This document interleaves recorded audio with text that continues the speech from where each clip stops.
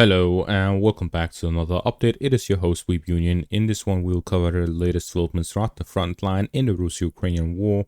We start out in the south by the Urozhaine Ledge area where the Russians have continued their offensive operations in the direction of Staromaiorske and Urozhaine.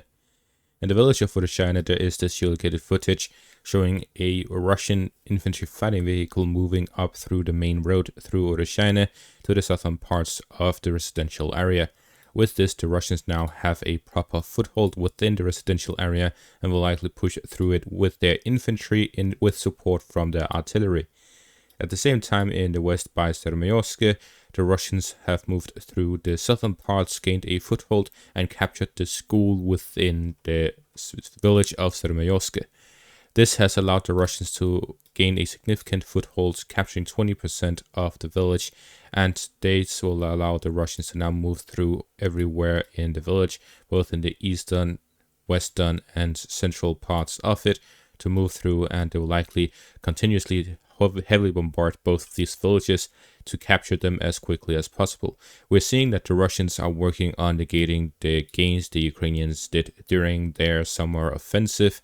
With this, we're seeing that the Ukrainians likely relocated some troops from this section of the front line elsewhere to help stabilize the front there, and the Russians located that and took advantage of it by launching these offensive operations in this section.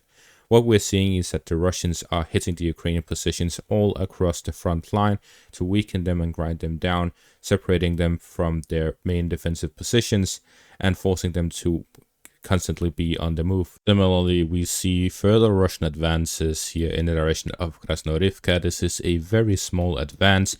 It is into the high-rise apartment buildings. We're seeing that the Russians are pushing through and doing street fighting between the buildings here in the central parts of Krasnohorivka.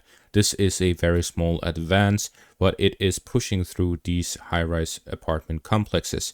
This means that if the Russians gain control over these buildings here in the central parts of the city, they'll be able to push through the residential area like any other city, and then we would see the Russians working to completely close off the lid here to cut off all of the Ukrainian soldiers to the east of this.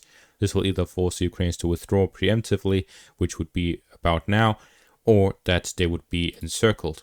We see that the Russians will likely converge on the high-rise buildings and hospital area here to the west of the current Russian positions in the eastern parts of the city. This would mean that the Russians would push through the residential area here in the center and connect it with an attack here to the east. Or the other option is that the Russians look to capture the hospital and high-rise areas here to the northeast of the city, capture the ones here in the central parts, and use that as a small gap here in between for the Ukrainian soldiers to withdraw under direct fire from Russian troops. Either way, the Ukrainians here to the east has to withdraw now, or they will be stuck and completely encircled between the two sides of the Russian assaults.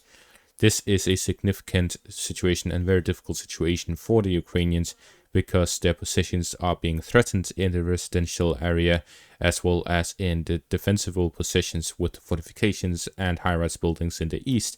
This leaves only the central parts with the high-rise buildings there under Ukrainian control in safe positions that they're able to hold the line with. If the Russians gain control over the eastern parts, then they can bypass that section as well by moving through the residential area. This means that the Ukrainians would have a very difficult time holding on to the final parts of the city. Moving further north in the direction of the south of Pervomaiske and Nitailova, the Russians have advanced in both areas. To the south of Pervomaiske, they're moving along the forest lines. They're looking to gain control over the Ukrainian fortifications in the area, moving slowly day by day as they've advanced yesterday and now today as well. They'll likely continue pushing through tomorrow as well to gain the final fortifications under their control, then push towards Nevelske. To the north by Nitailova, the Russians have pushed through the central parts of the village, capturing the school in the center, and with this, fighting has reached the western parts of the village. With this, the Russians are pushing through the central parts of Nitailova and are looking to completely cut off the road here to the south from Krasnohorivka and Umanske, likely looking to expand their offensive operations here west of Avdiivka. After this first week of May, we have seen that the Russians have advanced in pretty much every single section of the front line. The Russians have advanced within the Urozhaine to the south, the Remevsky ledge here in between the Zaporizhia front and the Donetsk front, right at the border. They have been fighting near Staromaiorske, advancing there. In the direction of the west of Donetsk and Avdiivka, the Russians have advanced in this whole section completely. The Russians have also been fighting by Bakhmut towards Chasiv Yar. West of Kremenna, there has been largely silence as the Russians have moved to positional fighting and being on the defensive, as the Ukrainians have been able to counterattack and retake positions. In the north, by Tabaivka and Kislivka, the Russians have advanced, capturing both Kislivka and Kotlyarivka. So we're seeing that the Russians are attacking across the whole front.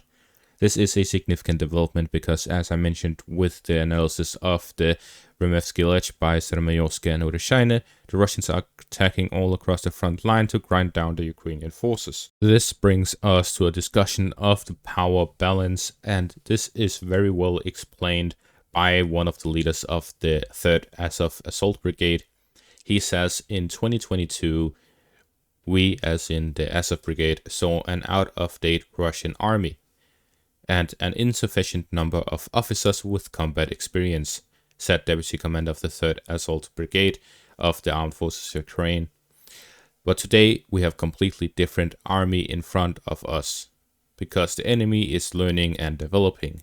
We lost a lot of time, we delayed mobilization, and the enemy was preparing for a new stage in the advance of troops.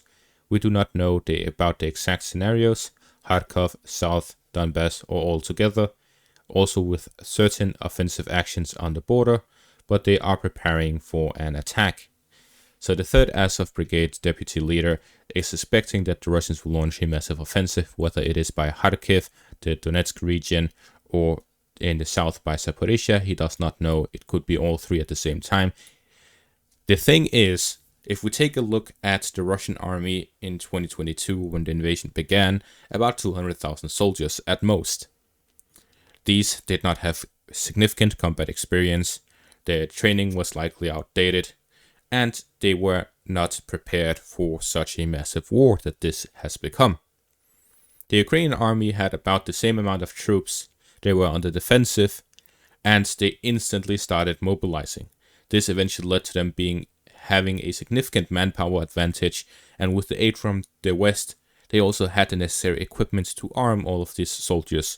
So by summer 2022, the Ukrainians had a significant advantage and were much more powerful than the Russian army. This led to the Russian withdrawal from the Kharkiv and Kherson regions, where the Ukrainians launched their offensive operations to try and recapture these areas.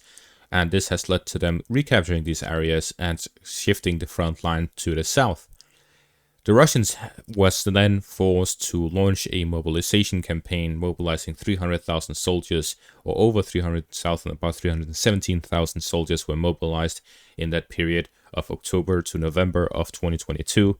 Since then, they also stepped up recruitment of volunteers of about 300 to 400,000 a year. At the same time, they made use of the Wagner, and the Wagners was allowed to mobilize prisoners on a volunteer basis, where if they served in Ukraine, they would be pardoned after a specific amount of service.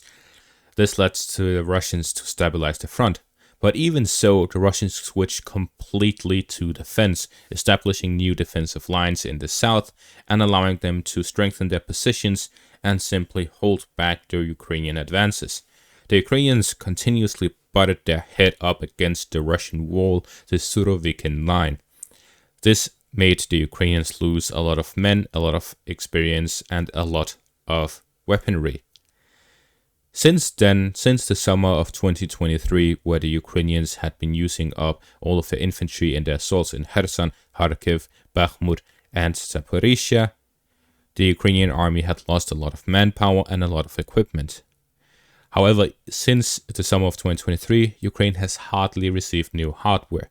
Their mobilization had slowed down. Everything was going bad for Ukraine. As the 3rd Azov leader says, they have delayed mobilization. What we're currently seeing is that they are significantly strengthening their mobilization to increase the amount of manpower they have available because of the losses they've suffered throughout 2023. Now, since the start of 2024, the Russians have been on the offensive. They have improved their positions, they are retaking positions they lost during the Ukrainian summer offensive, and they're preparing for their own offensive. This is something that is only taking place after the Russians have managed to significantly strengthen their army in the period where the Ukrainian army has significantly weakened. Now, the Ukrainians are launching a new law where they want to help out the soldiers who are exhausted, because many of the Ukrainian soldiers who have a lot of experience and professional training, good equipment, have been there since day one. They have been fighting for 2 years and 2 months. There's no demobilization, there's no breaks of significance, and this has significantly tired them down and lowered their morale. So now a Danish correspondent talks about this law, which is that the Ukrainians will now be able to mobilize prisoners. This is something that they laughed at Wagner for doing when they were doing it, but when Wagner succeeded in doing it, they want to copy it. The thing is that they aren't successfully copying it, they're making a huge mistake. And that mistake is what I mentioned about the Russians doing, and that is a volunteer basis. When the Russians were mobilizing the prisoners, they were only mobilizing them based on who wanted to go. But now this law is talking about a mobilization. A mobilization is a forced conscription of those prisoners to become frontline soldiers. And with no demobilization, it's a one-way ticket to the front line. Not a lot of prisoners will be very motivated at the thought of going a one-way to the front, much less if they are likely to die. So we're seeing that compared to the Russian side, you can choose yourself to go, and if you go, you'll be able to be pardoned after a specific amount of service, and you'll be free to go. That is not a one-way ticket, that is a possibility of getting out of prison and not serving your possibly very long sentence. This is completely crossed over with the one-way ticket that the Ukrainians are using by conscripting them, forcing them to go to the front, and then having them not be demobilized at any point. Let's see if they change that, or if this is just a rough draft of it. We'll have to see. But if this happens, this is a massive mistake for the Ukrainians. As Soluzhny himself said, the army is not a place for criminals. Talking about generals who have served in this war, there is recent video of General Surovikin, who was the one that the defensive line of the Russians was named after. He was the one in command, and withdrawal of Kherson across the Dnieper River, he secured the defensive lines and positions to the south, but we have hardly seen him since the summer of 2023, since the Ukrainian summer offensive. It is reported that he was doing some activities in Africa, and that he is now returning to the front to start a new job on the 10th of May, for the Russian Ministry of Defense. This, combined with the gathering of the army group north of the Russian armed forces, continuous build-up by the border, may point towards the Russians preparing everything they have available for one big strike, which is their massive offensive. At the same time, we're seeing that the Russian night assaults with their massive missile strikes have begun again, indicating that the Russians are preparing for yet another wave of cross-border shooting. Also, today is the 9th of May. This day is Victory Day, so the Russians will be launching a parade. They'll be celebrating this. The Ukrainians, I'm not really sure if they celebrate it anymore or if it's too Soviet for them. Either way, after today, there's nothing on the calendar. We just have to wait and see whether, with the good weather that arrives with the summer, will the Russians launch the offensive or not. We're approaching the deadline, about 11 to 21 days between the end of May, start of June. If nothing is launched by then it is unlikely that the Russians will do anything more than they're already doing. And that is going to be all for this update. Thank you all for watching. Make sure to leave a like, subscribe, check out my Patreon for additional content. Thank you all for watching, and have a great day.